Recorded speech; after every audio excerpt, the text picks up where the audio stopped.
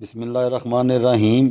اگر کوئی بھی انبیاء علیہم السلام کی پاک روح سے ہم کلام ہونا چاہے، انبیاء علیہم السلام کے فیض سے ہم کنار ہونا چاہے، یا جو کوئی اس دنیا سے رحلت فرما گیا ہو اس کے حالات جاننا ہو، کسی میت اور مردے کے حالات سے واقف ہونا ہو، یا کسی کو کوئی حاجت ہو یا کوئی مہم کسی بھی قسم کی درپیش ہو، اس کے بر آنے کی امید نظر نہ آتی ہو، یا اس کے متعلق پتہ لگانا ہو، یا کسی پچھلی گزری باتوں سے روشناس ہونا چاہے، یا آئندہ کے لیے کسی بات کے متعلق پتہ کرنا چاہے، تو اس نقش کو زعفران سے سفید کاغذ پر بنائے اور اس کے پیچھے اپنا مختصر سا مقصد، اپنا نام، ماں والدہ لکھ کر ایک کو اپنے سرہانے رکھے اور ایک کو کسی صاحب کرامت بزرگ کے مزار پر سرہانے کی طرف باندھ دے، اور خود روزانہ اپنے مقصد کی نیت باندھ کر سورہ مزمل شریف کو 41 مرتبہ اول و آخر 11 مرتبہ درود پاک کے ساتھ پڑھے، اور سادہ پانی اپنے پاس رکھے۔ جب تعداد ختم ہو جائے تو اس پانی کو پی کر اپنی جگہ سے اٹھے، اور اگر اسی جگہ سو جائے تو اس عمل میں 100% کامیابی ہے۔